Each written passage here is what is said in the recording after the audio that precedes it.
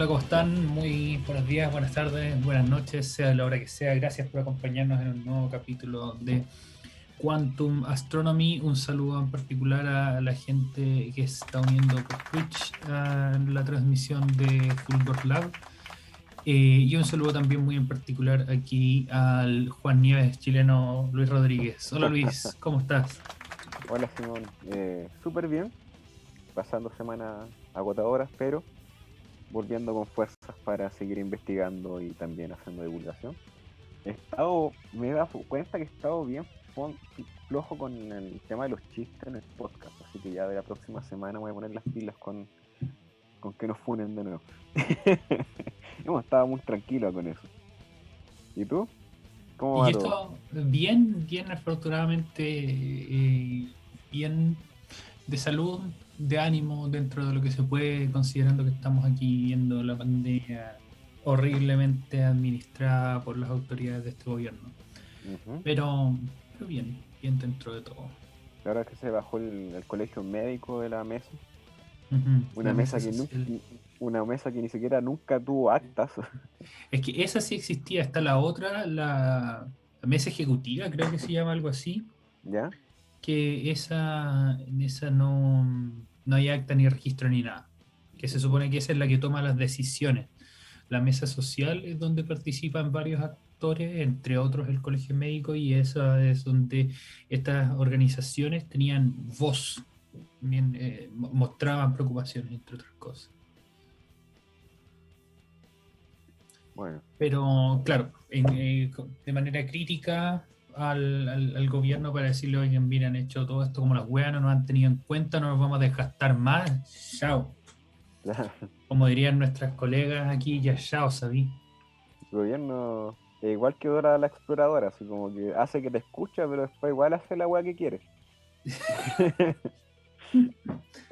Claro, sí, lamentable. Y bueno, ya estamos viendo las consecuencias de eso, pues comenzaron a retractar, perdón, ya avanza en el plan paso a paso, al menos aquí en la región metropolitana, y Lo Barnechea, que fue de las primeras comunas que salió de la última cuarentena, hoy se anuncia que vuelve a entrar en cuarentena. Sí, pues de las que ha Así que, tenido más contagio. sí, pues, son de las comunas que han crecido más los contagios. Así que el próximo puede ser tú, Luis.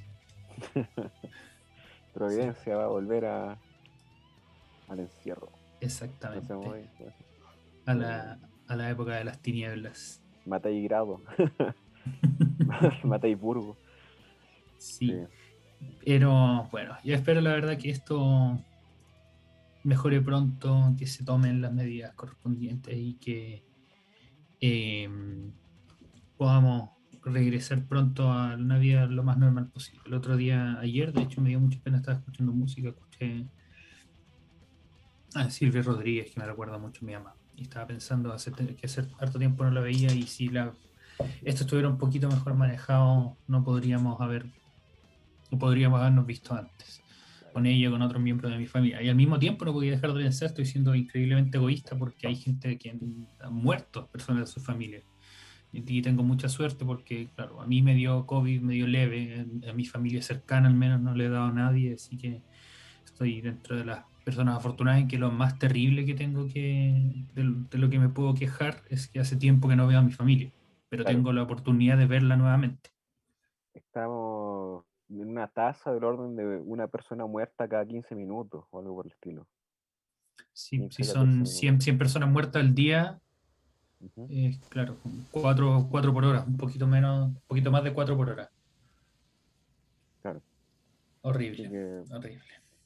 Pero en fin, vamos a intentar subirnos el ánimo acá con Luis y a Luis y a mí, y también de pasadito a ustedes que están escuchando o viendo este capítulo, contándoles un poco de nuestras vicisitudes, nuestros problemas, nuestras peripecias y los malabares que tenemos que hacer de repente con la investigación en astronomía, porque justamente la canción de entrada que pusimos era Technical Difficulties de Razer X o dificultades técnicas. pero espérate, tú me prometiste otra cosa. Tú me dijiste, hoy día vamos a hablar de mi investigación. Sí, pero mi investigación da para harto, porque yo Ya, cuando estaba entonces, terminando mi tesis me di cuenta, oye, esta cuestión, esta tesis es demasiado técnica. ¿A ujú, qué me refiero con eso? Que es más parte técnica que parte científica. o parte del análisis, lo que podría considerarse normalmente científico. O sea, hay gente ahí que hace la división. Y cuando estás trabajando con los datos, cuando estás preparando para hacer un análisis, esa parte más de ingeniería de datos, que dicen que es algo más técnico, pero por otra parte tienes lo que es análisis, modelamiento, visualización, O que sea, eso sería más de la básicamente, ciencia de datos. o sea, traduciendo quizá a un Ujú. lenguaje más común, lo que la gran parte de tu tesis fue, ¿cierto?, tener que buscar información, observar con los telescopios, procesar esos datos, hacer las propuestas y todo el asunto, ¿no? En parte correcto, Ya. porque eso es justamente alguna de las cosas que voy a hablar. Entonces yo dije, como siempre aquí en los cuarteles generales de Quantum Astronomy Podcast, grabamos un día lunes a las 5:20 de la tarde y el lunes a mediodía Luis me manda siempre un mensaje, oye, ¿tienes tema para hoy? Debía haberlo mandado antes, pero Sí. Claro, y yo ahí le pregunté a un par de personas, afortunadamente pude concretar algunos capítulos para el futuro, pero al final me quedó solamente la carta de, bueno, voy a tener que hablar de algo que yo sé. claro, Claro, el comodín. exactamente. Y lo que yo Rompa en sé en este caso de caso es, emergencia. lo que yo sé en este caso es justamente el tema de mi investigación. Eh, Afortunadamente, justamente dado que es una tesis de doctorado, estuve trabajando bastante tiempo en ella, más tiempo del que me gustaría admitir. Y por lo mismo tenemos harto de lo que hablar. Y Ya, decidí, bueno, vamos a ver hasta dónde llegamos en este capítulo y si es que lo contamos en escala temporal, podemos hablar primero de la parte técnica y ya. también, por supuesto, ahí vamos a ir hablando de cómo se consigue información en astronomía. Y va a ser interesante porque mi tesis fue más bien experimental u observacional, mientras que Luis ha tenido un trabajo un poco más teórico. Eso no quiere decir que yo no trabaje con modelos ni que Luis no trabaje con datos. Ujú. Son más bien experimental u observacional y más bien teórica. Así que para que se hagan una idea de cómo se trabaja en estos distintos ámbitos Y de la aparte para investigación entender astronómica. como el tema de la investigación, ¿en qué sentido? Las personas están acostumbradas a ver el resultado de la investigación ya hecha, así como que te presentamos el lado bonito, los resultados, una vez ya masticados, pero por ejemplo las dificultades técnicas, todos los tropiezos, todas las veces que había que partir de nuevo muchas cosas, eso no se reporta, o sea, dependiendo del tipo de paper, pero hay muchos tropiezos antes de llegar al resultado final. No es instantáneo. Exactamente. Entonces, para eso vamos a hablar de la investigación. Y para ti, Luis, ¿qué es una investigación? ¿Tiene algún objetivo investigar? Quizás esto puede ser muy filosófico, pero me gustaría para Claro, o comenzar. sea, lo único que cuando uno investiga, uno quiere responder alguna pregunta. Claro. Tú en el fondo planteas un problema que por lo general se puede, entre comillas, reducir a una pregunta, por así decirlo, o una serie de preguntas, cosas que no se sabe, y tú buscas la solución, slash respuesta a ese problema, preguntas. Por ejemplo, eh, ¿por qué esa estrella está tan caliente? Ujú. Tú puedes perfectamente investigar y tratar de encontrar la respuesta. O también en investigaciones, eh, ¿qué hay más allá, no sé, de tal galaxia? Entonces, para responder eso también necesitas desarrollar cosas técnicas, como por ejemplo, quizás telescopio y cosas por el estilo, que también son parte de una investigación y decir, oh, una vez que ya construí mi experimento, mi telescopio, ahora puedo ver hasta allá también, po. Claro. Entonces ahí estás solucionando un problema también. Sí. O, o no sé, por ejemplo, el problema de la pandemia. Tengo un problema, tengo que solucionarlo. Sí. Tengo que hacer una vacuna, ¿cómo lo hago? Exacto. ¿Y tú? Exacto. Para mí también me gusta eso, y es responder una pregunta de la cual todavía no tenemos respuesta. Eh, y que muchas veces en el camino puedes no encontrar esa respuesta, pero sí respondiste otras preguntas que fueron apareciendo o te Claro. encaminaste hacia la respuesta.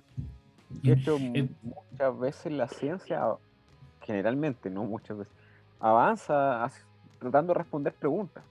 y Ujú. cosas que digamos que el marco actual no puede responder. Y ahí es cuando te hacen las preguntas correctas y empieza a avanzar. Como por Claro. ejemplo, cuando Einstein empezó a desarrollar la relatividad especial, una de las preguntas que él hacía era, ¿qué es lo que ves si es que viajas a la velocidad de la luz? Ujú. Y tratando de responder ese tipo de preguntas, se empezó a formular la relatividad especial, por ejemplo.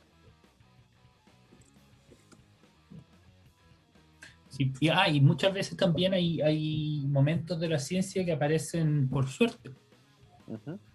por suerte, y no necesariamente porque estamos buscando la respuesta a algo. No me acuerdo cómo es la historia de la vulcanización, por ejemplo, pero eso apareció o fue encontrado por suerte. Varios Eh, elementos químicos han aparecido por suerte. sí, la sacarina, por ejemplo, o algún endulzante, no me acuerdo cuál, un tipo que, según cuenta la historia, no se lavó las manos después de hacer algunos trabajos en el laboratorio y después se comió un pan y el pan estaba muy dulce. Ujú. O por ejemplo, las estrellas de neutrones se encontraron por suerte. Claro. En la radiación de fondo cósmico de microondas También también. fue Sí, suerte. lo he Pero ahí encontrado por también suerte. empieza una pregunta importante. ¿Qué es Sí, esta wea? claro, En simples claro, ahí palabras, viene. ¿qué es esta cosa rara? Sí. ¿Qué hice para detectar esto? ¿Por qué no había Claro. sido detectado antes? Y ese tipo de cosas. Ya, en mi caso, la pregunta de investigación que se ha intentado responder es ¿cuál es la historia de formación del cúmulo de galaxias de Coma? O sea, cómo se ha ido ensamblando la masa a lo largo del tiempo. ¿Qué tiene de particular ese cúmulo que te haga generar esa pregunta? Claro, es de los cúmulos supermasivos, es el más cercano a la Tierra, está solamente a 100 megaparsec, eso quiere decir que está como a 330 millones de años luz, más o menos. Em, es de los lugares más, el centro, perdón, de este cúmulo es de los lugares más densos que existe nuevamente en el universo local, porque hay otros similares o más densos aún que están muy lejos. Y se ¿Tiene conoce ya, estrellitas, tiene estrellitas jóvenes? Disculpa que te haya interrumpido. eso es una de las cosas que descubrimos. Ya. Tiene galaxias espirales, pero la mayoría son elípticas y tiene una gran población de cúmulos globulares, que son estos satélites de la galaxia, pero más interesantemente aún tiene una gran población de cúmulos globulares que no están unidos al potencial gravitatorio de una galaxia en particular, sino que están unidos al potencial gravitatorio del cúmulo como un todo. Ya. O sea, estamos hablando de cúmulos de galaxias, en el fondo, Sí, no de este es un cúmulos de cúmulo estrellas. de galaxias, exactamente. Sí, esto tiene 3000 galaxias fácilmente, algo Ya. así. Sí, es bien masivo. Ya, y esta investigación, esa es una pregunta de investigación que no fue original de mi parte, sino que yo tuve la fortuna de que a mí esos datos me los pasaron. Me dijeron, oye, mira, tenemos este proyecto, lo observamos, ¿te tinca trabajar con ese? Y yo dije, ya, me tinca esto, yo creo que puede ser una tesis de doctorado interesante. Y con eso yo me salté muchos pasos que vamos a pasar a describir ahora. Ujú. ¿Te acuerdas cómo llegaste tú a tu tema de investigación de magíster? De forma más o menos similar. Digamos que estos son ideas que estaban antiguamente propuestas, pero necesitaban confirmaciones y actualizaciones. O sea, confirmación experimental y también actualización de los modelos. Y ahí es cuando entré, po. Digamos que en cuanto a esa parte no introduje absolutamente nada nuevo. O sea, hice cosas nuevas, pero a lo que voy yo es que no fue una idea totalmente original, sino que también se venía de arrastrando de antes. Pero cuando trabajé en Planeta sí la idea fue original. O sea, alguien que nadie había hecho. Y uno empecé a preguntarte, por ejemplo, cómo evolucionaban los sistemas de varios cuerpos, en el caso sistema planetario, a medida que va evolucionando la estrella, cómo van migrando los planetas y cómo cambian la órbita. Pero por otra parte, el tema de las estrellas de neutrones, eh, se venía tratando de entender bien el tema del por qué están calientes las estrellas tan viejas, si en un principio las estrellas jóvenes, cuando nacen la estrella neutrón, se queda muy fría, muy rápidamente. O sea, estamos hablando de 1 millón de años, ya tú no la podrías detectar con telescopios desde la Tierra. Pero estrellas que tienen 1 gigaño, o sea, 1.000 millones de años, son detectadas. Entonces, ¿qué está pasando ahí? Y para eso teníamos que ver la composición interna, hacer modelos de qué cosa es lo que lo mantiene caliente, etcétera. Y ahí es lo que teníamos que empezar a responder, po, el por qué se mantiene caliente. Y para contrastar eso, tienes que tener tus modelos teóricos, que es lo que trabajo yo, con las observaciones, que es netamente la confirmación de los cálculos. Exacto. Exacto. Y en ese sentido, bueno, creo que lo hablamos también cuando hicimos el episodio justo antes del en vivo, cuando hablamos de astronomía versus astrofísica. Muchas veces en la antigüedad, yo diría que hasta hasta el principio del siglo XX nomás, bastaba con que la astronomía sirviera para describir fenómenos, o para decir, miren, eso está pasando.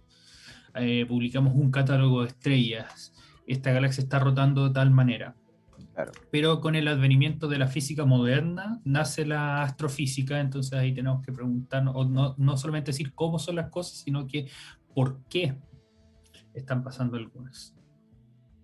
Exacto. Y eso complejiza mucho más los problemas y hace que la ciencia esté en el estado que está ahora, que puede resultarnos, claro, muy interesante, pero también dificulta muchas las cosas y hace que tengamos que pasar por varias etapas. No basta con solamente hacer una observación, como lo hemos dicho también en los capítulos donde hablamos de planetas. No basta simplemente con detectar un planeta. Ya, bacán, hay 6.000 planetas más. ¿Qué vaya a hacer con eso?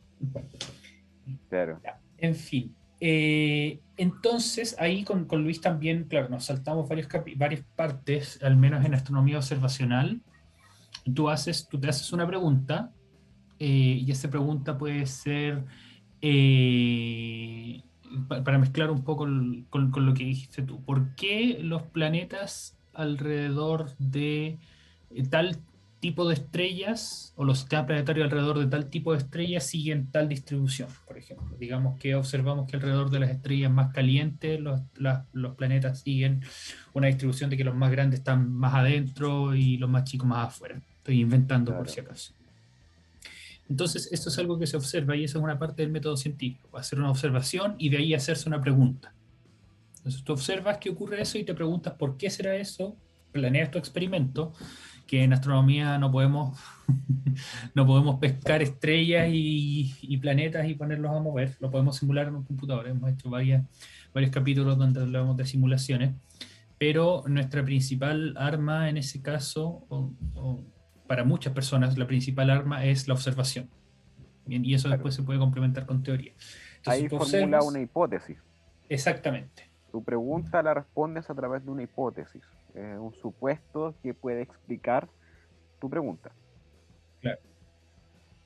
Y si la hipótesis la respaldan los datos y puede ser falseable, después eso se convierte eventualmente en una teoría. Claro, la idea es que hay que distinguir entre ley y teoría, eso es lo primero. Así, eso también es Y, muy importante. y bueno, lo otro es que a pesar de que tú puedas, que tus datos coincidan con tu hipótesis, no va, digamos, a corresponder directamente que esto sea así, sino que también ojalá tengan que haber otros experimentos totalmente independientes que traten de corroborar eso. O sea, que de distintos experimentos den el mismo resultado, que eso es lo importante y lo interesante. Claro. Eh, Uno de los mayores ejemplos recientes de eso es lo que ocurre con Oumuamua y la posición de Avi Loeb, este científico de Harvard, que dice que está seguro, empecinado en su idea de que Oumuamua era una nave extraterrestre.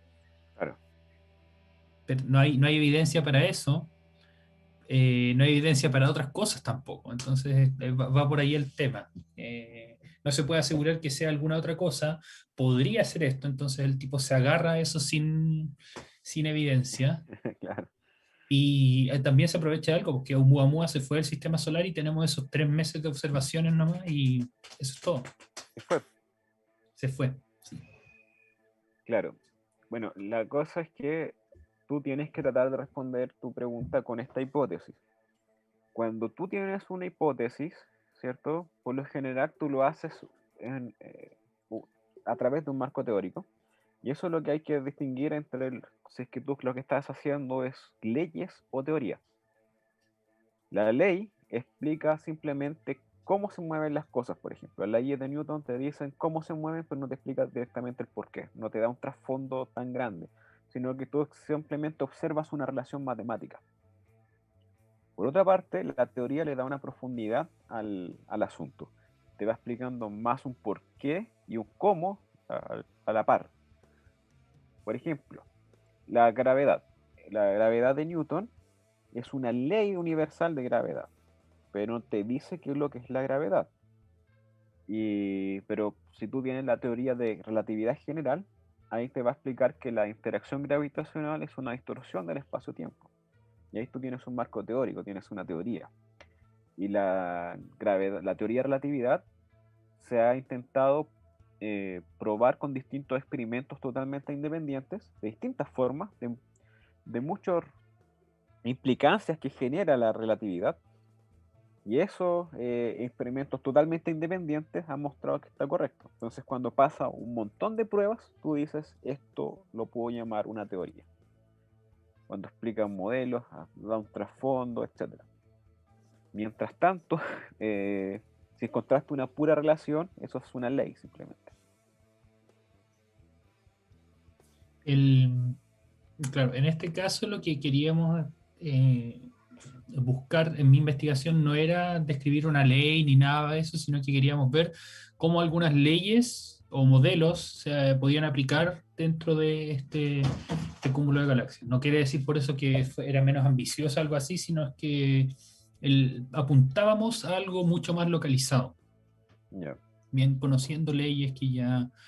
que estaban en la literatura. Que ya, sí, pues que ya están establecidas y que eran parte del marco teórico, justamente. Y bueno, entonces después, cuando tú te planteas tu hipótesis, tienes que crear tu experimento y ahí tienes que acumular datos. En tu experimento acumulas datos. Y en el caso de la astronomía observacional, el experimento es hacer una observación. Y al hacer la observación, tú eliges, si ya elegiste dónde vas a ver, tú eliges con qué vas a ver, con qué configuración de ese telescopio y de ese instrumento vas a ver. Y si es que puedes aprovechar datos del archivo. Y en mi caso, utilizamos el telescopio espacial Hubble con una cierta cámara que tiene una muy alta resolución, que tiene unos filtros muy particulares, y eso lo combinamos con datos de archivo para poder trabajar con nuestro set de datos y desarrollar los experimentos que queríamos hacer. Bueno. ¿Cómo se hace en física teórica o en astrofísica eso, Luis? ¿El tema de los experimentos? Sí. Se lo encargamos a alguien. No, a ver. Por lo general, no trabajamos solos, sino que hay una colaboración. Entonces, hay un grupo que se dedica a la parte teórica, / también modelo y la parte computacional, porque la parte computacional es como un laboratorio, el teórico. Mientras que otra gente del mismo grupo complementa, ¿cierto?, con la parte experimental, y ellos son los que observan y me entregan a mí los valores. O también se reportan en papers y uno va y saca y busca los resultados de ciertos experimentos. Entiendo. Pero el fuerte de la parte teórica es trabajar con los modelos, es proponer modelos, mejorarlos y hacer propuestas o interpretaciones de ciertos resultados. Entiendo. En un momento voy a prender la luz y volvemos con esto. Bueno, mientras hicimos... Ay, bueno, volvió al tiro. Ya. Entonces, de tu experimento después sacas conclusiones de los resultados del experimento. Y eso, entonces, ahí está el arte del científico.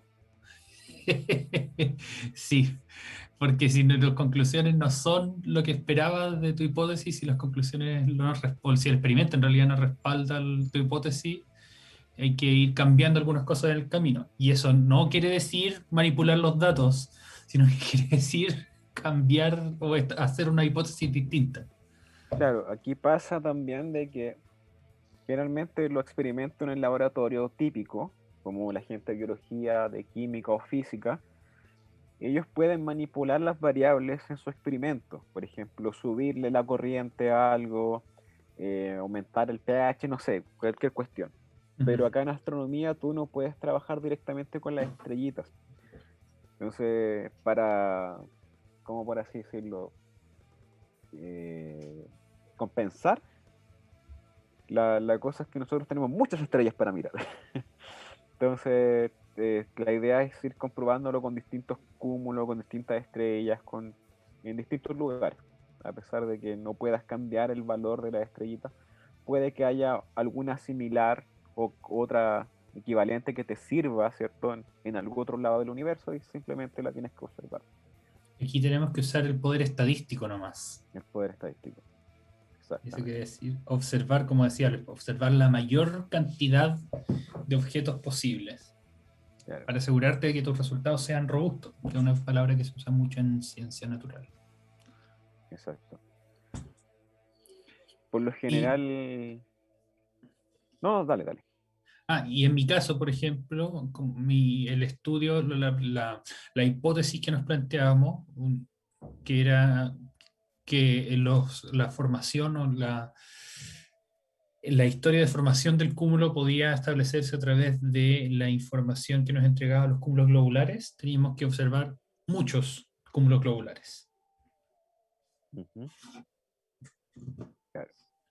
La idea es que tú cuando crees que un resultado, o sea, no es que creas, a nivel científico se estableció como consenso que tus resultados estadísticos, cuando tú dices existe algo acá, es lo que nosotros llamamos que tiene que estar sobre los 5 sigma.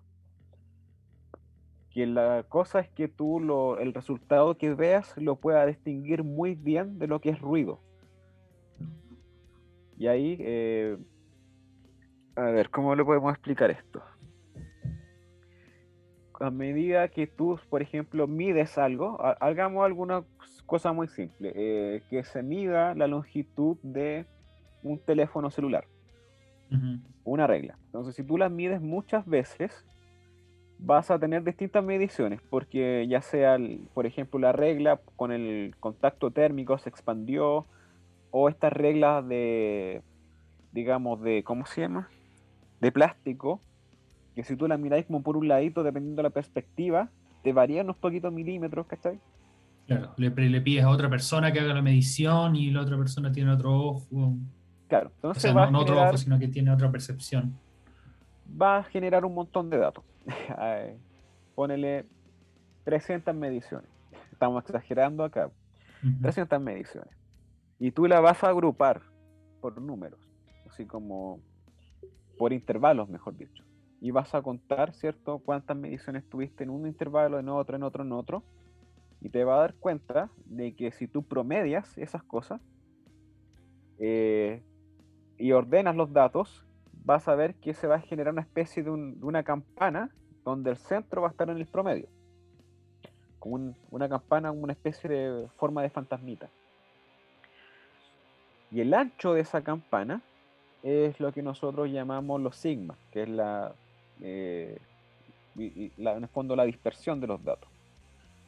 Mientras más chico sea el sigma, ¿cierto? Esta campana va a estar cada vez más parecido a una línea, está más apretada. Mientras más grande el sigma, esto va a estar completamente desparramado. Ejemplos. La idea es que siempre tú tengas que disminuir ese error. Eso es importante. Y hay formas de hacerlo. O sea, hay análisis para poder hacer ese tipo de cosas, como propagar los errores, fijarte cuáles son las variables que importan más, dónde poner más atención, etc. Pero la primera vez que se midió la constante del Hubble tenía como un error del 200%, una wea así. ¿De verdad? Muy probablemente, bueno, la primera medición de Hubble tenía aparte un error sistemático muy grande, porque aparte de tener errores aleatorios, que eso puede ser por mediciones, algo así, podemos tener errores sistemáticos. ¿Qué pasa si la regla que te pasaron no estaba bien calibrada? Si Ujú. era más chica. Eso es un error sistemático porque eso va a afectar a todas tus mediciones. En el caso de Hubble, el error sistemático fue que usó un tipo de estrellas variables que no era la estrella en la cual la relación periodo-luminosidad estaba calibrada. Entonces, por eso da un error tan grande comparado con lo que tenemos hoy. Claro, pero si tu experimento es muy malo, eso te va a acusar qué tan buenas tuvieron tus mediciones. Por ejemplo, el teléfono celular te dice mide 15 centímetros y el error es probable que vaya a estar en milímetros. Pero si tú dices mi teléfono celular mide 15 centímetros más o menos 3 kilómetros de rango de error, eso quiere decir que está pésimamente medido. Exactamente. Por ejemplo, un error así podría darte si es que lo estás midiendo con un GPS. Tratas de medir Sí, la precisión de un teléfono celular, ¿cachai? Y te va a decir 15 centímetros más o menos 3 kilómetros. Estoy inventando. Ya, una vez que tú generaste esta gaussiana, y yo les dije, digamos, el ancho es lo que se llama el sigma, tú esa cuestión la puedes ir, ese sigma se puede ir abriendo hacia afuera desde el promedio. Entonces dices un sigma, dos sigmas, tres sigmas, cuatro sigmas, cinco sigmas. Una vez que casi todos tus datos que caigan dentro de 5 sigmas con respecto al promedio, tú puedes decir acá hay algo. Una vez que sí. se establezca bien esta curva y todo quepa dentro de esto. Dentro de 5 sigma está el 99,90 y algo por ciento de los datos, ¿o no? Sí, era una cuestión muy estúpida que Ujú. ya que un error estadístico hay ahí, es muy, muy, muy, muy, muy poco probable. Así como estúpidamente improbable que haya un error ahí. Imagina, Ya, a ver. 5 sigma. Claro, porque 3 sigma es 99,87%. claro. Y sigma, y 5 sigma es Mucho mucho. menos, porque la caída no es lineal. Sí. O sea, me refiero a que es mucho más preciso, mucho Exactamente. menos probable que sea un error. Ya. Pero a lo que iba yo, que es todo el arte, el tema de la interpretación de los datos. Los números, digamos, hay que saber interpretarlos, y eso es lo que ha fallado mucho el gobierno. Eh, si tú tienes unos datos, tienes que saber cómo se tomaron y qué es lo que representan, para hacerlo más cercano quizás a la situación actual. Si tú tomas datos, por ejemplo, de la pandemia, de los números contagiados, y tú crees que ese número es una radiografía a lo que está pasando actualmente en la sociedad, estás equivocado, porque esos datos no son una referencia, no están, de partida son una cuota inferior al número de contagios reales. Por ejemplo, París estaba diciendo, hoy no hay evidencia de que puedan subir a 8.000 contagios de nuevo, y estábamos como en 4.000, y en 2 días llegamos a 8.000. Sí, Y eso no es porque la gente, digamos, quiso ir a hacerse más eh, de la nada, o sea, no digamos que no fue espontáneo. ujú, Lo más probable es que se hayan estado tomando menos test de lo debido. La gente sí, quizás no fue, etcétera, y de repente llegó toda una masa y pegó, digamos, esa discontinuidad. exactamente. Entonces hay que tener cuidado. Lo otro, el tema de la eficacia de las vacunas también es controversial. Eh, Algunas dicen 90 y tanto por ciento, otros 80 y tanto, pero por ejemplo, esto sigue siendo como parte del análisis de datos. Creo que las que tienen más eficacia, por lo que recuerdo, las probaron en los periodos donde había menos contagio, donde estaba la curva plana, digamos entre el pic del año pasado, en esta misma fecha. Sí, Pero por ejemplo, la AstraZeneca se, se hizo la medición donde estaba más pegada al pic. Y por lo tanto ya las condiciones son totalmente distintas. claro. Entonces, ¿cómo ves la eficacia? Vacunan ciertas poblaciones, ¿cierto? Y a otras no, a otras les dan, entre comillas, placebo. y comparan del total, ¿cierto?, de los que se contagiaron después, los que tuvieron vacuna versus los que tuvieron el placebo, y ahí estamos en una proporción de cuántos son los que se contagian versus no, y ahí sacan la eficacia. Pero no es lo mismo tomarlo, ¿cierto?, donde la pandemia está más suave, los contagios estaban más suaves, era menos probable contagiarte, versus donde era mucho más probable contagiarse en los picos. Entonces, a pesar de que, por ejemplo, la AstraZeneca te manda menos porcentaje, fue probado en la batalla y en, en el campo duro, mientras las otras estaban en una zona un poco más tranquila.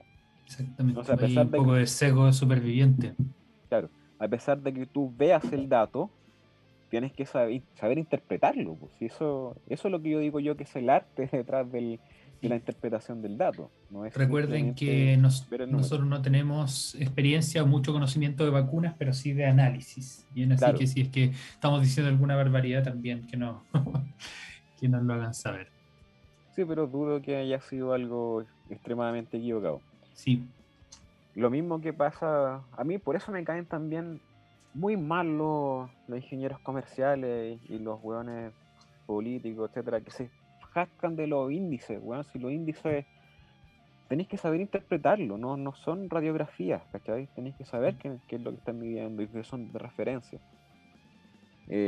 Lo que decía Nicaror, po, tú te comes 2 panes, yo no me como ninguno, promedio un pan por persona, exactamente. ¿cachai? Tenéis que considerar también la desviación estándar de los panes. Claro. Bueno, eso los sigmas que estamos hablando, esos Sí, errores son en la desviación estándar. Pero a lo que voy yo es que hay que saber interpretar los índices, saber interpretar los números. Va más allá sí, que tengo un número y a ciegas voy a sacar resultados. Y eso ujú, es lo que diferencia también un buen científico. Saber exactamente. interpretar los datos y sacar buenas conclusiones. Saber A mí cuándo me, son válidos ujú. los resultados también. A mí me gusta dar el ejemplo de, no es lo mismo si te descuentan 10 lucas de un pantalón que tú quieres comprar, a que si te descuentan 10 lucas de un auto que se van a comprar. Claro, Bien, que tiene todo que normalizar o relativizar. Por eso a mí me da mucha rabia cuando dicen, salió un nuevo informe epidemiológico y las comunas en Chile con más casos, 3 son de la región metropolitana y son Puente Alto, Maipú y la Florida, claro. que son las regiones que tienen, o las comunas que tienen más población en la región metropolitana y dentro de Chile. Entonces, si es que asumimos que la distribución de casos de COVID es uniforme, es homogénea, o sea que en todas las comunas se están contagiando de manera más o menos similar, es obvio que en las regiones con más habitantes vas a tener más casos de COVID. Claro. ¿Mm? Ya. En Ahí fin, me tienes que gustaría... normalizar por número de habitantes prácticamente. Exactamente. Por eso se crea este índice de incidencia que es número de casos por 100.000 habitantes. Bien, Claro. ya. Vamos a dejar este bloque hasta acá. Vamos a ir a una pausa musical. Pero Vamos aquí espérame, a refrescarnos un ha- poquito. hagamos ¿Sí? un mini resumen de esta parte. Tú para hacer Sí. ciencia, tú quieres responder una pregunta, ¿cierto? Tú tienes que ingeniártela cómo responderla. Por lo general va a necesitar una parte teórica y una parte experimental que corrobore, ¿cierto? Esta teoría o estos modelos. Ahí a través de la teoría tú generas una hipótesis y tienes que comprobarla con estos datos. Esto es como el general camino. Ahí tú por lo general puedes observar leyes que son relaciones matemáticas que van a estar siguiendo y una vez que se convalidan, ¿cierto?, los datos con tus predicciones, tu hipótesis, tú puedes empezar a sacar conclusiones. Si es que son válidos o no, si es que con aquel experimento es suficiente para concluir, o si es que van a necesitar experimentos independientes, eh, otros tipos de experimentos que te ayuden a corroborar, porque también pasa eso, que pueden haber múltiples, digamos, explicaciones para lo que estás viendo y vas a tener que discernir con otros tipos de experimentos. Como por ejemplo, lo que pasó con el tema del plomo, que lo hemos comentado muchas veces, que en un principio, eh, cuando Patterson midió, ¿cierto?, la edad de la Tierra, estaba todo contaminado por plomo, Ujú. tenía un montón de detractores que obviamente estaban pagados por estas industrias que después iban a decir, oye, el plomo es natural. ¿Y ¿cómo puedes desmentir eso con o experimentos independientes que terminen corroborando tu hipótesis y no la otra? Es lo que está pasando también con el cambio global ahora, con el calentamiento global. Ya, eso. Excelente, excelente. ¿Viste que estaba bien no hablar directamente de mi investigación? Sí. Podemos hablar harto del cómo hacemos ciencia. Entonces, por lo mismo, vamos a ir a una pausita musical. Vamos a aprovechar de refrescarnos acá. Esta canción es de una bandita canadiense que se llama Voivod. Y su canción, Buena. la canción es la número 1 de su disco de 1988, Dimension Hatros. La canción es Experiment. Disfrútenla.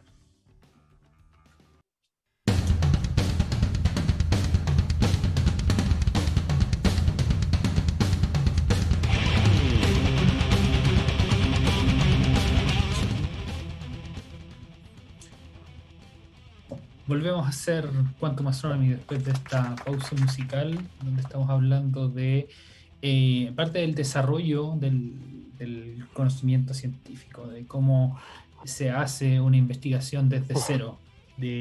No hemos saltado ciertas partes que yo creo que vamos a hablar en otro capítulo de cómo se planea un proyecto de observación astronómica, cómo se manda una propuesta y todo lo que pasa ahí.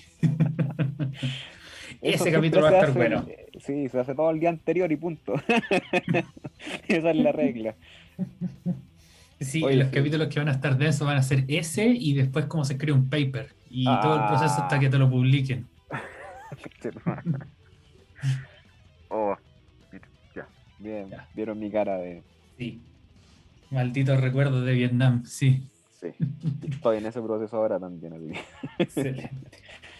Ya. Ya, entonces vamos a seguir con el desarrollo de una investigación cuando ya tienes los datos. Bien, y en particular vamos a hablar de datos astronómicos y cómo se consiguen esas imágenes y cómo trabajas con las imágenes. Luis, tú has trabajado con imágenes astronómicas. Sí, pero más como tarea en la universidad que en mi investigación. Ya. Una vez tú me dijiste que estabas trabajando con unas imágenes del Hubble que te las pasaron listas, listas, listas, Sí, listas para trabajar. sí. Ya, súper. Yo he tenido la fortuna de trabajar también con imágenes que vienen más o menos listas. ¿Por qué digo más o menos? Porque algo he tenido que modificarles. Bien. Cuando tú haces una observación en astronomía, no es como llegar con una cámara de fotos, disparar y después va a estar listo. Sino que hay un proceso bien extenso por qué tiene que pasar. Y no solamente porque una cámara digital y una cámara de telescopio no funcionen de la misma manera, sino que porque queremos obtener la mejor calidad de imagen posible con la cantidad limitada de luz que nos llega. No es lo mismo tomar una imagen aquí en luz del día, una zona bien iluminada, o una imagen en el interior con flash, a tomarle una imagen a un objeto que está a 300.000 millones de años luz de distancia. Ujú. Muy distinto. Entonces, para eso tenemos telescopios muy grandes, primero, espejos de 8 o 10 metros de diámetro, que son los más grandes que tenemos aquí en la Tierra para la luz visible. Para la luz de ondas de radio y microondas tenemos espejos de 300 y más metros de diámetro. Y la imagen se toma, pero viene con hartas fallas que tienen que considerarse, porque teniendo en cuenta que por muy grande que sea el telescopio, la luz llega muy, muy, muy diluida por viajar tanta distancia, tenemos que intentar sacar la mayor cantidad de información de eso. Y por lo mismo la imagen pasa por un proceso de calibración que, como yo les comentaba, yo afortunadamente no tuve que hacer en todos los pasos o tuve que usar programas que lo hacían todo automáticamente. Sin embargo, como en la academia no hay cajas negras que se les llama, tienes que saber qué es lo que hace esos software que lo hacen todo automáticamente. Y por lo mismo decía Luis que su principal manipulación de imágenes había venido como tarea de algunos ramos. Bien. En taller de astronomía 1, yo me acuerdo que nos enseñaron cómo se hacía la reducción, que así le llamamos, o la calibración de una imagen. Claro. Está la imagen de ciencia, que le llamamos la luz. Pero, ¿qué pasa si tu detector tiene algunas fallas? ¿Qué pasa si tu detector tiene polvo en el camino? Y por lo mismo se toma una imagen de calibración que se llama flat field o campo plano, que es una imagen lo más blanca posible, y para eso el telescopio toma una imagen a una superficie muy lisita, que esté pintada o que sea un objeto tipo, ¿cómo decirlo? Un toldo muy iluminado, por lo tanto que sea muy blanco. ¿Por qué? Si es algo muy blanco, muy plano, te va a aparecer cualquier imperfección que sea parte del sistema óptico. Por ejemplo, si hay una mota de polvo, si hay algún píxel que está dañado, va a aparecer en eso. Otra imagen de calibración que se toma es una imagen que se llama dark, que en inglés Dark para current. oscuro. Exactamente, el dark current. Porque esto es principal, o sea, muy importante en óptico infrarrojo, porque por muy frío que esté el detector, los detectores se enfrían con nitrógeno o helio líquido incluso algunas veces, tienen una cierta temperatura, y por tener una cierta temperatura están emitiendo energía. Y esa energía puede ser captada por el mismo detector. Entonces, una imagen dark current se toma para restarle esa energía que está el detector emitiendo, para que así nuevamente tengamos una imagen clara. Y finalmente está el bias, que es una imagen lo más corta posible para ver si es que el detector tiene algún píxel quemado, por ejemplo, y tenga una medición absurda o cualquier falla en el sistema. Porque, por ejemplo, a veces llegan rayos cósmicos al detector y eso te dispara las cuentas así Bien. de fotones, ¿cierto? En un píxel. Y eso es lo que te eliminaría eso, ¿cierto? Para eso No, los rayos cósmicos, no, esto funciona con los píxeles quemados. Si tienes alguna falla en el detector y, no sé, una zona de tu detector marca más cuentas que otra. Los rayos cósmicos se eliminan no tomando una sola imagen, sino que digamos que observas un campo y tomas 4 imágenes, forman un patrón tipo diamante o espiral, algo así. Yeah. Y después esas las combinas. Entonces un rayo cósmico, dado que son eventos estocásticos, es improbable que caigan dos en el mismo lugar. Entonces, al promediar las imágenes o al hacer otro análisis estadístico, los rayos cósmicos se van a desaparecer y van a quedar solamente las estructuras que están presentes efectivamente en la zona que tú estás observando. Ya, me acuerdo del Image Combine, Flat Sí, Combine, Bias Combine. Yeah.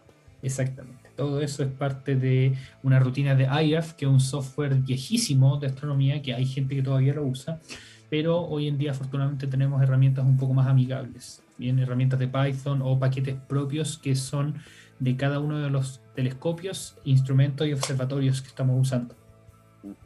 Yo, por ejemplo, trabajé en mi tesis con imágenes del Hubble, y algunas imágenes las tuve que reprocesar utilizando la librería del Hubble. Bien, bajé todas las imágenes ¿En bruto? en bruto, sí, efectivamente, y tuve que hacer un reprocesamiento. De hecho, yo tuve que modificar los bias para corregir algunos defectos en unas imágenes de archivo. Así fue una locura, fue maravilloso. Y esa es justamente una de las dificultades técnicas que tuve que enfrentar. También me pasó con espectros una vez. Con espectros, que son estas líneas donde esparcimos lo más posible a la luz de un objeto a lo largo de todas las longitudes de onda, para ver cómo está emitiendo en la zona que es más roja, en la zona que es más azul, en la zona intermedia, y así podemos ver, entre otras cosas, la composición química, la velocidad a la que se está moviendo a lo largo de la línea de visión, o sea, si se acerca o se aleja de la Tierra, y también la rotación de algunos objetos, que viene dado por el ancho de estas líneas de los elementos químicos. Y esas imágenes vienen, todos los espectros juntos, que eran espectros de varios objetos, vienen en un cuadrado, una imagen que es cuadrada, donde cada línea es un espectro. Entonces ahí tenías que hacer una operación especial con un software que te provee. En este caso eran espectros tomados con uno de los telescopios de PLT en la ESO. Entonces la ESO te provee un paquete de software para que tú puedas extraer los espectros. Muy, muy, muy entretenido eso. Ya. Bueno, a mí me Entonces, ¿sí? pasó que cuando ya teníamos ciertos resultados importantes, llegó un mail del Hubble diciendo que cuando se tomaron nuestros datos estaba descalibrado el telescopio. ¿Y qué pasó? Quería matar a todo el mundo. No, pero ¿cómo estaba descalibrado? Perdón, a eso me refería. No tengo idea bien cómo era el tema de las calibraciones, era muy técnico. Y eso en verdad era pega para los demás, ¿cachai? Para la gente que procesaba la imagen y todo el asunto. Pero significaba un retraso en mi análisis, porque había que rehacer todo de nuevo. Pucha, Pero es a parte de la veces ciencia, o pasa. sea, Sí, pasa eso. es cierto. Y esas son algunas de las cosas, a mí me gusta comentarlo así, son algunas de las cosas que están al azar en la ciencia y otras cosas que no están al azar en la ciencia. Me gustaría hacer un énfasis en eso. Porque como vimos más temprano, hay algunas veces donde por azar encuentras algunas cosas. Por azar encuentras la sacarina, por azar encuentras la vulcanización, por azar Claro, encuentras la señal que te indicaba que el universo nació en un momento donde estaba todo completamente caliente y súper denso, y en algún momento bajó la densidad lo suficiente como para que los fotones se desacoplaran de la materia, la radiación de fondo de microondas, y por lo tanto sabemos que el universo se originó con un modelo de Big Bang. claro. Entonces, por lo mismo, hay efectivamente un factor de azar en el desarrollo científico. Pero no todo puede dejarse al azar. No todo puede dejarse al azar en astronomía, por ejemplo, construyendo un telescopio en un lugar donde no sabes cómo va a ser el tiempo. Bien, el tiempo atmosférico, si bien no puede predecirse con precisión de aquí a 2 meses, no puedo decir si el 31 de julio va a estar lloviendo. Pero yo sí sé que en esta zona es muy probable que ese día haga frío, esté nublado y quizás llueva un poco acá en Ya, Santiago. Y de la misma manera yo puedo decir que en el norte del país hay cerros donde el 20% o el 10% de las noches solamente no va a haber condiciones para hacer observación astronómica. Entonces hay una componente de azar, pero se intenta reducir al claro. mínimo posible. Y esa es una ventaja nuevamente que ganamos con el Hubble. Bien, con el Hubble no tenemos que preocuparnos de las condiciones atmosféricas, así que hay menos azar aún. Te puedes preocupar, por supuesto, de que haya alguna descalibración como la que le tocaba a Luis. En mi caso, hubo una observación que hubo que reprogramar porque hubo un error con la estrella que se usaba de guía. La estrella, el sistema de guiado tuvo un error y la estrella, el telescopio dejó de guiar y se puso a moverse libremente por el espacio, no calibrando los giroscopios para que apuntara siempre al mismo lugar. Claro, Entonces, hay componente de azar, pero intentamos reducirlo al mínimo posible, haciendo telescopios en lugares donde podemos saber con cierta certeza de que vamos a tener buenas condiciones climáticas, como lo describimos en nuestros episodios pasados sobre los telescopios, o derechamente mandando telescopios al espacio, donde las condiciones climáticas no importan. Perdón, tenías cara de decir algo. no, que estaba justamente buscando el correo del Hubble para ver qué es lo que era. Ah, ya, súper. Voy a continuar ya entonces un rato más. Entonces no había azar en la toma de, no había tanto azar en realidad en la toma de imágenes.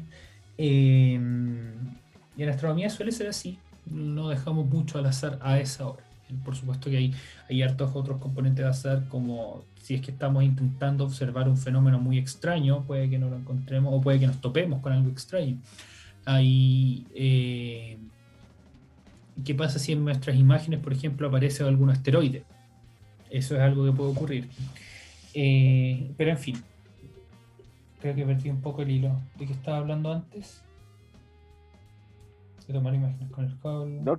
Lo último que te escuché fue el tema de que el Hubble perdió la estrella guía y se te descalibró. Ya, no, Y ahí yo te quería ir dije que un estaba poco más buscando el atrás. correo, pero no lo encuentro. Sí. No, yo quería ir un poco más atrás de eso. Pero bueno, en mi caso, entonces recibí estas imágenes, no tenía que hacerle mucho y eso me permitía avanzar un poco más. Consideren ya que tuve bastante suerte porque me pasaron imágenes que ya estaban observadas. No tuve que participar en una propuesta de observación.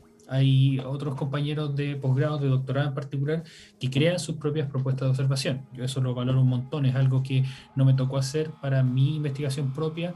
Yo sí he colaborado con propuestas de investigación, pero como co-investigador, en ninguna como investigador principal. Eh, He ido a observar varias veces, como lo hemos hablado antes, pero nunca para mi tesis. Bueno, y está difícil también ir a observar al Hubble. Claro. Eh, la zona de observación más extravagante, diría yo, que es el telescopio Sofía. Sofía es un telescopio infrarrojo que está montado en un avión. Ah, sí. Bien, no es el primero de su tipo, creo que ha habido uno o dos antes. Este es el que está operativo en este momento. Y si tú haces una propuesta, puedes ir en el avión mientras están observando tus datos. Qué buena. Sí, cuático, vertiginoso. Yo no lo haría. Bueno, van a una altura mayor que la de un avión comercial normal.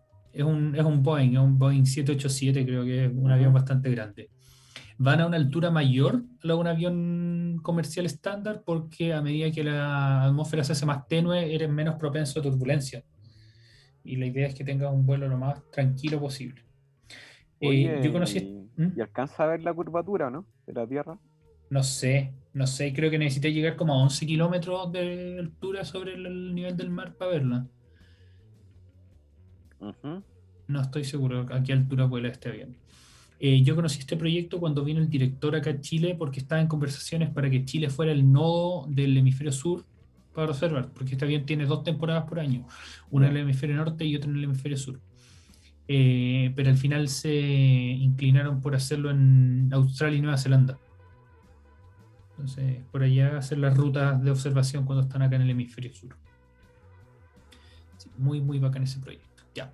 En fin, entonces te pasan las imágenes, perdón, tú haces tu propuesta, te la aprueban, haces la observación, esperas que el clima esté de tu parte, después te pasan todos los datos, tú haces el análisis, o sea, la reducción de esos datos y después quedas con la imagen y de la imagen entonces tú sacas datos. Claro. Y aquí viene una de las cosas, claro, más sorprendentes porque tienes que sacar un montón de información de una imagen astronómica o de varias imágenes astronómicas. Eh, que eso es algo por lo que tú, Luis, nunca has pasado en tu investigación propia, No. ¿no? Es algo que a mí me sorprende, que de verdad me cayó la teja de lo importante que puede ser cuando estuve estudiando sobre Oumuamua, que tiene esta... se han sacado todas estas conclusiones, algunas más basadas en evidencia que otras, con solamente estos 3 meses de observación. Con la curva de luz y la Ujú. posición y el movimiento de los objetos se saca la forma, con el análisis espectroscópico se saca un poco de la composición. Harto material bien interesante, solamente 3 meses. No es algo que podamos decir, mira, pasó esto interesante, queremos volver a verlo. No, nos quedan solamente estos 3 meses. Que eso también es parte del componente del azar de la ciencia. Tenemos un, un evento como este que parece ser bastante único y no podemos hacer nada más. Pero, sin embargo, ese azar también se puede eliminar. ¿Cómo crees que se puede eliminar, Luis?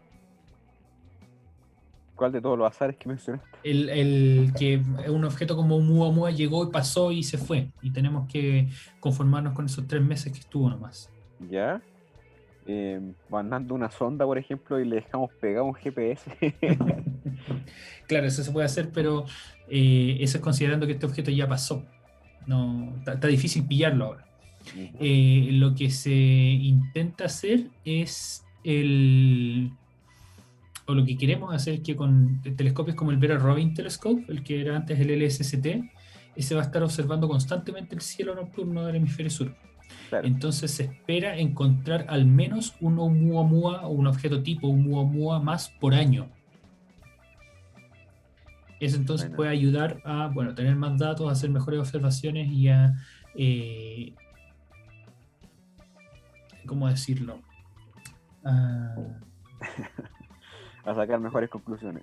Sí, es que estaba pensando a negar la otra hipótesis, pero no quería ser tan negativo. Sí, a sacar mejores conclusiones, a tener hipótesis y conclusiones mejores. Pero eso, Entonces, volviendo a mi investigación, yo tenía estas imágenes y ahí viene otro dilema bien grande porque tienes que compatibilizar tus imágenes nuevas con imágenes que ya existían en el archivo previamente. ¿Y eso por qué puede ser difícil? Porque pueden ser imágenes tomadas por otro telescopio, con otra configuración, en otros filtros. Los objetos que tú querías observar se pueden haber movido y tienes que hacer malabares matemáticos y estadísticos para hacer un análisis a pares que sea convincente, entre otras cosas. Afortunadamente, en mi caso, mis imágenes de archivo eran del mismo telescopio espacial Hubble. Eran de otra cámara con otros filtros, pero tienen resolución similar y tienen una ubicación en el cielo, las imágenes más o menos la misma. Y los objetos que estoy observando, como están tan lejos de la Tierra, virtualmente no han cambiado su posición. Bien. O sea, pueden estar cayendo vertiginosamente a miles de kilómetros por segundo, pero al estar tan lejos y ser tan grandes las distancias dentro del mismo cúmulo, no se van a haber movido. Quietos. Va a parecer como no se mueve. Exactamente, están quietos. Eso facilita, claro, bastante el análisis, porque uno de mis análisis clave, que eso lo voy a hablar cuando entremos ya en la parte más científica de mi investigación, que lo vamos a dejar para el siguiente capítulo, era hacer un análisis de todos los objetos, pero en distintos filtros. O sea, es como si estuviéramos viéndolo con unos lentes 3D de los antiguos, que eran con papel celofán. Queremos ver por una parte el lado azul o el lado verde y por otro lado el lado rojo. En mi caso queremos ver desde el ultravioleta hasta el infrarrojo. Bueno. Entonces compatibilizarlo fue bien duro porque las imágenes no estaban calibradas precisamente en la misma posición. ¿Eso qué quiere decir? Que si bien todos los objetos eran, bueno, como les decía, los mismos objetos, en algunas imágenes los objetos me daban una cierta coordenada, que tenían una cierta coordenada, y en otras imágenes los objetos me aparecían con otra coordenada, un poquito diferente. Eso quiere decir que alguna de las calibraciones estaba mala y por lo tanto tuve que pasar todas mis observaciones a un marco de referencia fijo, que efectivamente para eso existen muchos, y en particular el marco de referencia que usamos es el de la misión Gaia, que es otra misión que ha observado estrellas por todo el cielo, y sería nuevamente muy interesante que alguien nos pudiera hablar un poquito de eso. No sé si en el instituto alguien trabaja con Gaia para que le podamos invitar. Sí, bueno, recuerdo que llegó mucho spam de Gaia al correo. Sí. Además que tiene que haber alguien. Sí, porque es una misión de verdad súper importante, que no está hecha, está hecha para medir las velocidades y las posiciones de estrellas cercanas muy precisamente. Y las distancias, perdón, eso es lo otro, las distancias, utilizando la técnica geométrica de paralaje. Eso de mirar tapando con el pulgar algo y cambiar el ojo con el que están mirando. Oye, Simón, te tengo ¿sí? una pregunta. Dime. Tú que observaste tantas galaxias, ¿cómo va a ir el amor, weón? ¿Cómo va a ir el amor la próxima semana? ¿Cómo te va a ir el amor? ¿Tendré un nuevo trabajo? Mira, las galaxias me dijeron que tu vida era completamente insignificante y no tienen nada que decir. Pero no te preocupes, también la vida de los otros seres humanos es completamente insignificante. Así que nada es tan terrible. ¿Y no te dijeron de qué color tengo que vestirme? Dijeron del color que te haga feliz. Cualquier cosa que te traiga felicidad. Son hippies las galaxias. Sí, son hippies. Depende, ¿tienes alguna entrevista de trabajo? ¿Estás urgido por eso? Ojalá. Ojalá, amigo. Bueno, vamos a dejar atrás ese tema tan oscuro. Sí, salgamos de ese bosque. Exacto. Entonces, esa es parte de las dificultades técnicas que tuve que sortear.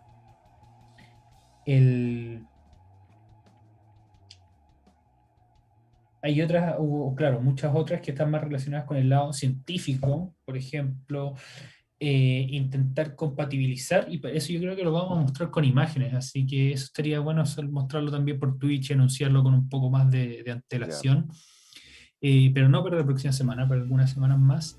Las fotitos que tomó Simón.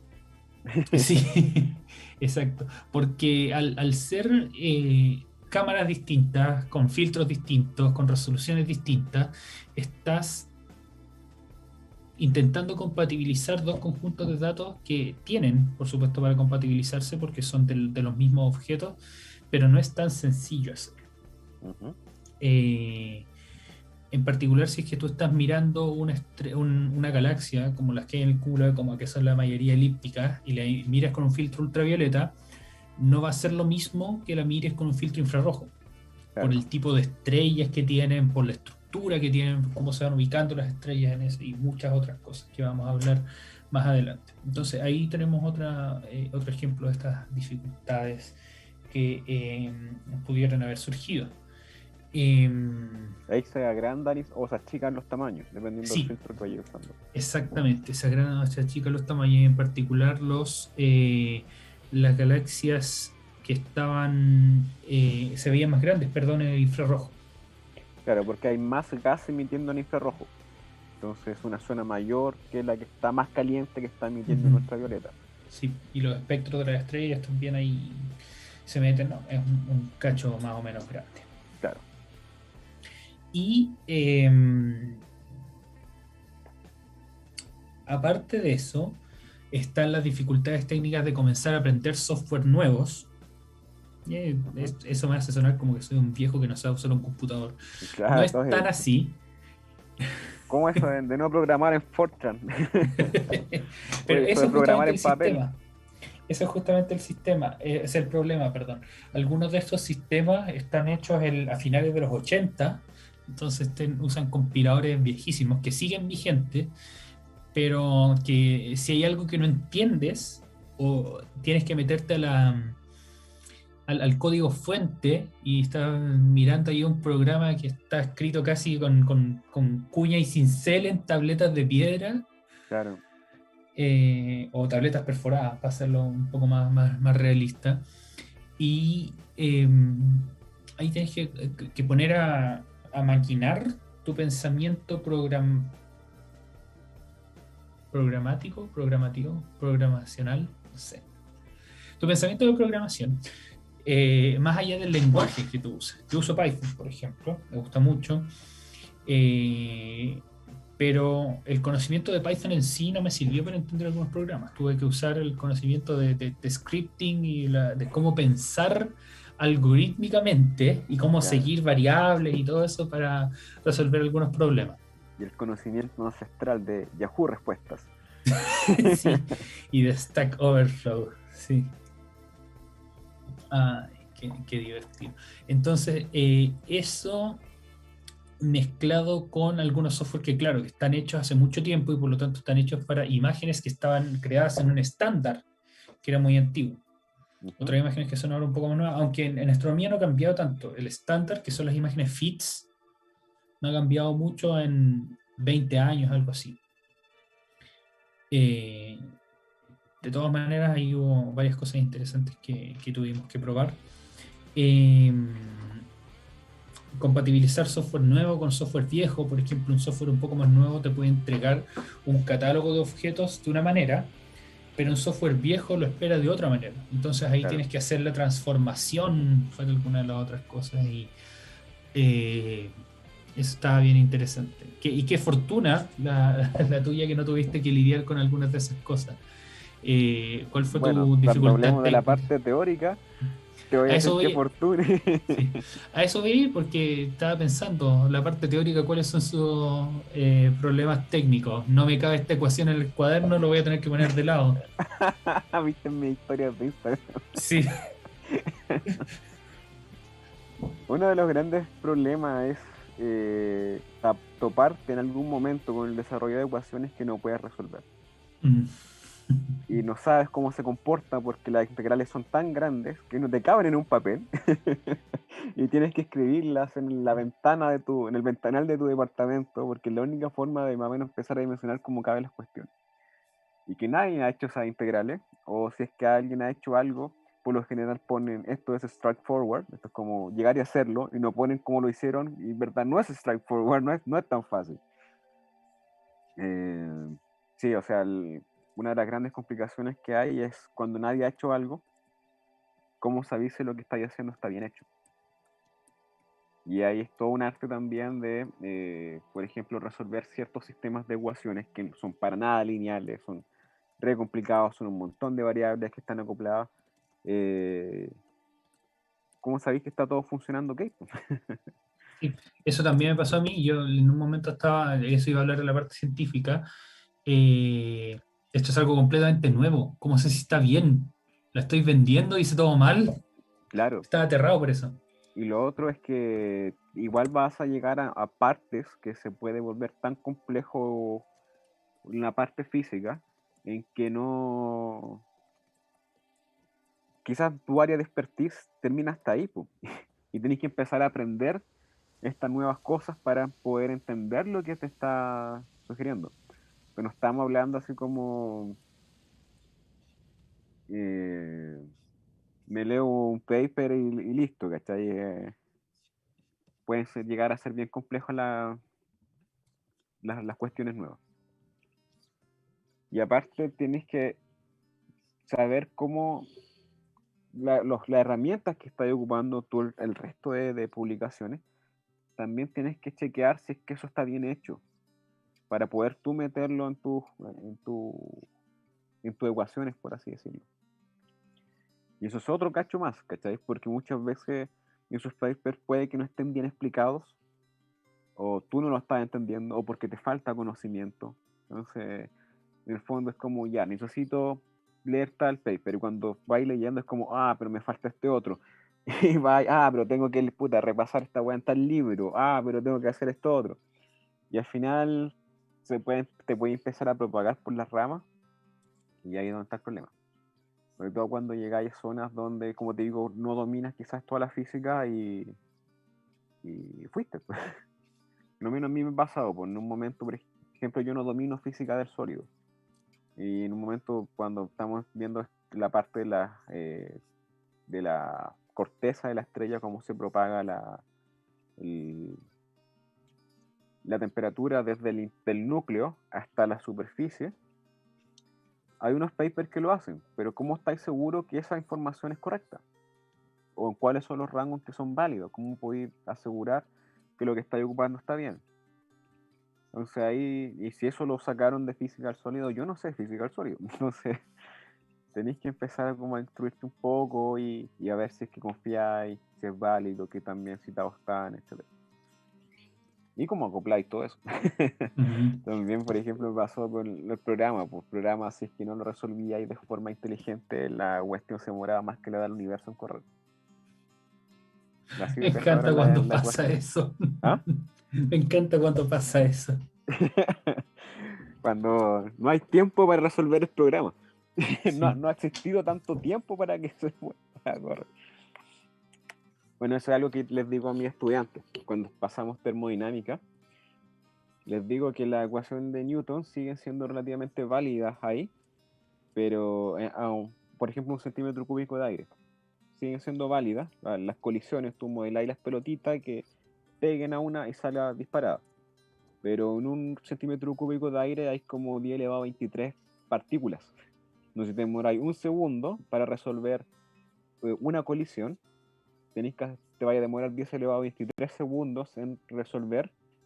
Y eso es más que la edad del universo. Claro, porque si la edad del universo, o sea, un año es pi por 10 elevado a 7, entonces te queda como Ujú. un 10 elevado a 16, 17, etcétera, años. Y Sí. eso es más que la edad del universo, que es como 10 elevado a 10 más o menos. Entonces te Ujú. quedan 10 millones de veces la edad del universo en resolver un centímetro cúbico de aire.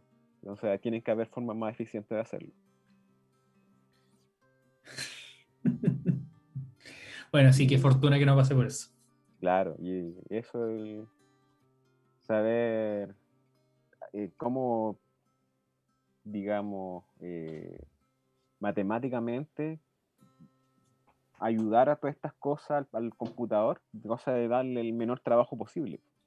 Y también asegurarte que todo el trabajo, mientras más analítico lo hagas, más seguro de que está mejor hecho. Claro. Pero más tiempo le va a tomar al computador resolver. Eh, Mientras más Quizás sí, analítico quizás es. no. Ah, ya, ok. Quizás sí, no, quizás no. Pero bueno, ahí es lo donde tienes que empezar a ver el arte y discriminar para dónde van cada cosa. Sí, qué difícil encontrar esa Ese solución, equilibrio, porque muchas veces puede pasar que intentando como de intentar resolver un problema de manera eficiente, gasten más tiempo de lo que al final le toma a tu problema correr. claro, Algo así, sí. También me pasó un montón. Ahí hay que saber, nuevamente, el arte de la ciencia, dónde detenerse. Si es que quieres hacer un programa ultra eficiente, pero que lo necesitas correr una sola vez, quizá no tienes que actuar con tanta minuciosidad. Pero si quieres hacer algo muy eficiente porque lo vas a tener que correr muchas veces o quieres compartirlo con más gente, ahí puede entonces valer la pena el esfuerzo extra. claro, o sea, al final también va a ser una vaquita lechera de código que en el fondo que te permita sacar varios papers de ahí, que los vas a reutilizar muchas veces. Es bueno ponerle un poco de ganas, ponerle ganas, así básicamente. Ya amigos, yo creo que estamos. Hace Sí, hambrecita ya es hora y de Don tomar Fulgor once. nos estaba echando ya. Estaba subiendo la silla, Puso, puso los lentos, claro, puso Crystal o claro, mazapán, sí. empezó a hacer aseo. Sí, ya, Sí, ya. súper interesante el Nos tema vemos de hoy día. entonces, sí, nos vemos en una próxima edición de este podcast.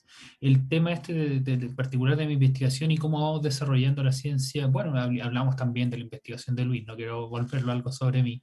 Lo vamos a seguir desarrollando en otros capítulos donde esté también orientado a mi investigación y sepan finalmente qué es lo que hago, qué es lo que hice con mi tesis, cuál es mi área ¿En de qué perdí expertise. tantos años de mi vida? Claro, para no estar sufriendo yo solo, sino que también se sientan mal ustedes.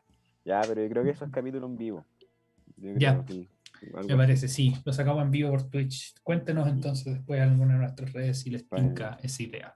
para que muestres tus fotos y todas las cosas que tomaste y todo lo que Ah, lloraste. eso, yo pensé que con mis fotos te referías a otra cosa. Los de pies, no, las de galaxia. Ya, sí, las fotos de Galaxia, sí, efectivamente. Vamos a despedirnos entonces con alguna cancioncilla, lo estoy buscando por acá. ¿Algún mensaje que tengas que decirle a la gente, Luis? Que vaya a vacunarse, que no haga caso a gente que en verdad no tiene conocimiento. O sea, si esa persona tiene menos estudios que las mismas vacunas, por favor, de verdad entérense, o sea, infórmense con gente que realmente sabe, no con influencers. O sea, Sí, ya pueden haber influencers que sean científicos y cosas así, pero esto de las vacunas se basan más en hechos que en opiniones. O sea, mucho de ello, yo opino que voy a tener más anticuerpos de forma natural. No, loco, eso son hechos y no es así. Así es que no es cierto. porque tú creas que tienes más anticuerpos te vas a vacunar o porque viste estos, no sé por qué se ponen doctores, en verdad no creo que sean doctores, bueno, No. del biomagnetismo y cosas por el estilo. Si tienes duda, hay muchos canales ya que están divulgando información. Si es que hay algo en que nosotros podamos ayudarlo, también nos puede escribir. Exacto. Siempre estamos respondiendo mensajes, así que no habría problema con eso. Para despedirnos entonces nos vamos con un tema de una bandita portuguesa que he estado escuchando en este tiempo. Cuídense mucho, que estén muy bien, como decía Luis, vacúnense, aprovechen de que esta semana comienza la vacunación hasta la gente de 23 años ya. Sí, así que ustedes jóvenes que escuchan nuestro podcast, vayan, háganle un favor a sus cuerpos, a la salud pública y vacúnense. Sí, pues Sí, la gente de salud ya está chata también, pues, bueno. es verdad. Ya. Es verdad. Cuídense mucho, muchas gracias a Don Fulgor por hacer esto posible. Después ahí nos ponemos al día. Eh, y nos vamos entonces con esta canción de la banda portuguesa Sinistro. Y la canción se llama Cosmos Controller. Soy Que esté muy mucha bien. alergia, bueno. Ya, Hasta la próxima semana. nos vemos. El gatito, el gatito. Ya. Sí, gatitos. Nos vemos.